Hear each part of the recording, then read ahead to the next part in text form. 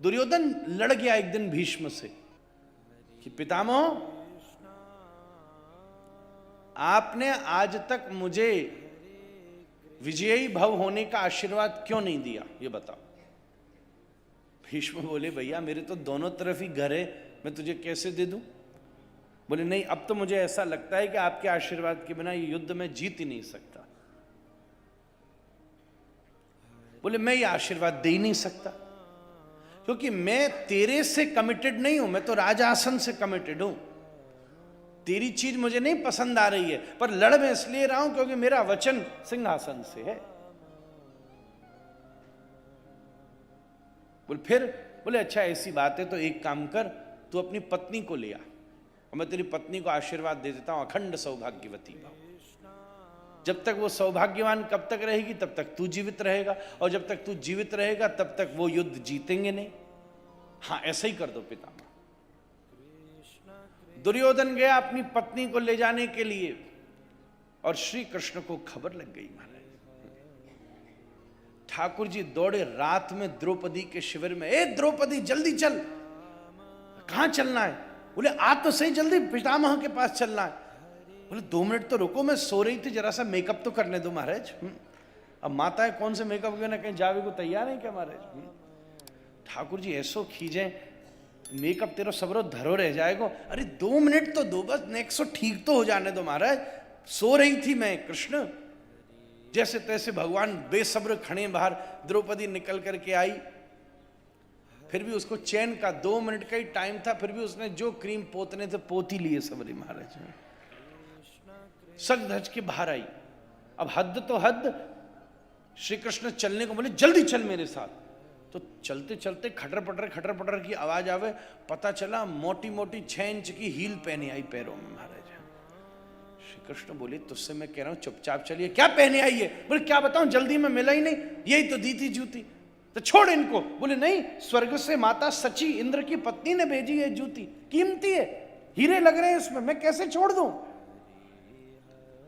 आहा, कृष्ण बोले अच्छा उतार तो सही। द्रौपदी ने उतारी और कृष्ण ने पीतांबर में बांध ली। महाराज मैं चल रहा हूं तेरे साथ, चल चल चल, चुपचाप दबे पांव चल। द्रौपदी का हाथ पकड़ के बोले रात में लिए कहां जा रहे हो, दुनिया क्या सोचेगी। बोले सब सोचना जिसको वो सोचती रही, तू पहले चल मेरे साथ। मैं दुनिया की सोचने की सुनता तो जनक बहुत कुछ नहीं करता महाराज। अपने जीवन में किसी की सोच की परवाह करना तो या तो अपने माता पिता या अपने गुरु या अपने गोविंद, दुनिया का कोई ना पतो महाराज। आज यों सोच है और कल यों सोच हो जाए, कोई नहीं पता। सीधे ले गए भीष्म के शिविर में, जा भीतर जा, तुरंत भीतर जा। भीष्म आंख बंद करके ध्यान में बैठे थे, ब्रह्मचारी थे। रात के समय कुलवधू आई हो तो क्यों देखेंगे, इतनी तो मर्यादा भीष्म भी जानते थे। इसलिए आंख बंद करके अपने ध्यान में बैठे। मंद्र मंद्र गति से द्रौपदी भीतर घुसी। कृष्ण ने कहा चुप रह के पहले प्रणाम करियो महाराज। द्रौपदी ने किया प्रणाम। भीष्म ने सोचा द्रुयोधन अपनी घरवाली लेकर आया है, हाथ उठा के आशीर्वाद दे दिया, अखंड सौभाग्यवती भव महाराज। द्रौपदी एकदम बोली वाह पितामह, आपने बड़ी कृपा कर दी, अब तो मैं निश्चिंत हो गई महाराज। जीवन में कोई भी काम होता है या तो तुम्हारी मेहनत फलीभूत होती है, या तुम्हारा भाग्य फलीभूत होता है, या किसी न किसी की आशीर्वाद जीवन में फलीभूत होता है। हमारा भाग्य तो हमें जंगलों में ले गया, हमारी मेहनत हमें युद्ध के मैदान तक ले आई। अब पितामह आपका और श्री कृष्ण का आशीर्वाद ही हमें विजयश्री दिला सकेगा महाराज। जैसे द्रौपदी की आवाज सुनी पितामह भीष्म तो माथो ही खराब, ये कहां से आवाज आई। आंख खोल के बोली तू कहां से आ गई महाराज। हैं, मैंने तो सोचा कि द्रौपदी की, वो दुर्योधन की पत्नी आई है, तू कहां से, तुझे किसने बुलाया। तो द्रौपदी ऐसे घूम के मुड़ी तो जो शिविर का दरवाजा था, आधे बाहर झांक के ठाकुर जी ठाड़े अपनो पीतांबर घुमाए रे महाराज, यूं घुमाए। पितामह भीष्म देख के बोले, अब गोपाल जब तुम ही पूरी दुनिया घुमाना शुरू कर दो तो किसके हाथ में क्या बचता है? मेरी क्या साथ, हम सब आपके निमित्त हैं।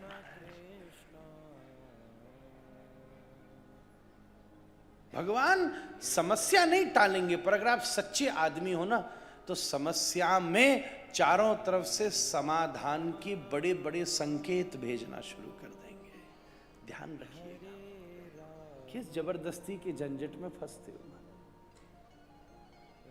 इसको भी बाईपास हो जाने दो। प्रॉब्लम आई है, इसका मतलब ठीक है, अभी सफाई चल रही है।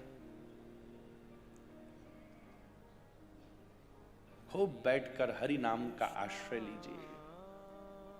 दुनिया में उससे बड़ा कुछ नहीं। कृष्ण भी भाग्य नहीं मिटा सकते, मिटाने की ताकत रखते हैं, पर उनका स्वभाव नहीं है मिटाना। अगर एक बार उन्होंने ये कर दिया तो सभी लग जाएंगे फिर पीछे।